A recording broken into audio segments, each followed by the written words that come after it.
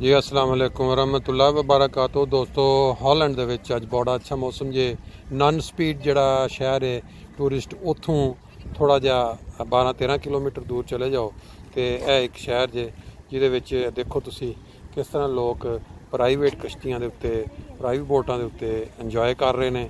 तो इधर है देखो नाल वड्डे वड्डे शिप भी खड़े जे जिहड़े तुहानूं मेरा अंदाज़ा है 350 बंदे दे पूरे आउंदे ने।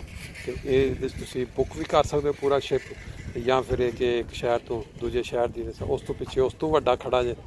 तो नाल तुहानूं हुण आहिस्ता आहिस्ता अगे चलते जाने तो छोटा जिहा ये नज़ारा इस शहर का करा देने।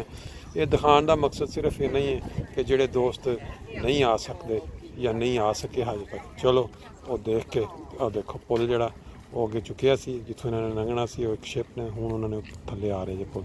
लोग जोड़े सैकलों ते ने वो भी फिर इतों गुजर जाएंगे। ये जो नज़ारे तो अक्सर इतने नज़र आते जिन्हें नहीं देखा वो वास्ते बड़ा दिलचस्प चीज़ है पहली दफ़ा। आ देखो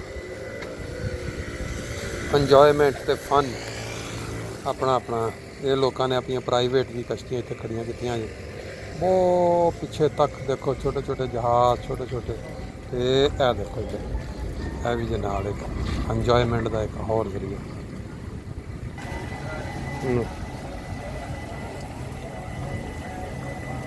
जिंदगी नूं इंजॉय करने वास्ते इहो जे जिहड़े अल्लाह ताला दे अता करदा नज़ारे ने पानी ते विच फिर तू सहूलतां क्या बात है।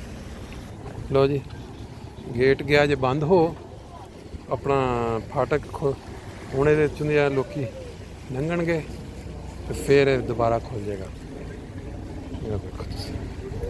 देखो लो जी नाल ही है हुण थल्ले आ रहा जी आस्ता आस्ता।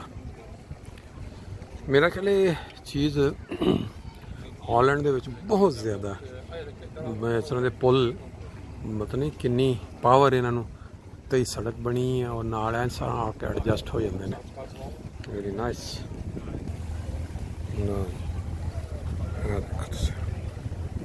किस तरह एडजस्ट होएगा exactly.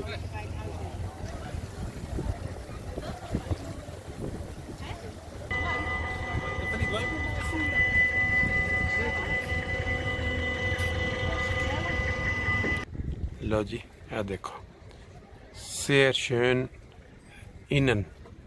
Für wie viele Leute? How many people? Now, 2 or 4. You can hear auch sleep. Oh yes. This is place You very. can hear this. You came with family here, with children and. Yes. Very nice. Yes. Okay, thank you very much. It's very beautiful scenes here.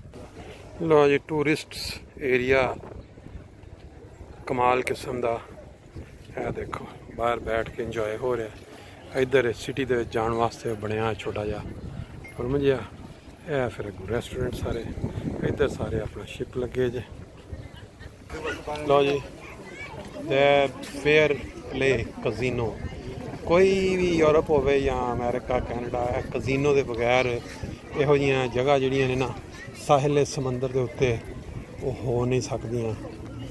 देखो तुसीं सब enjoyment वास्ते लोग आए ने तो सब और इन्होंने सब भरे पे ने साइडां जिन्नियां ने प्राइवेट शिप्स छोटे छोटे जहाज।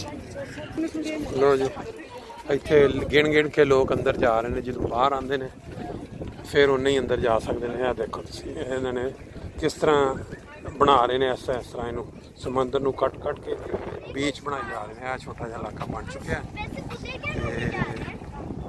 बाकी जिहदे सारे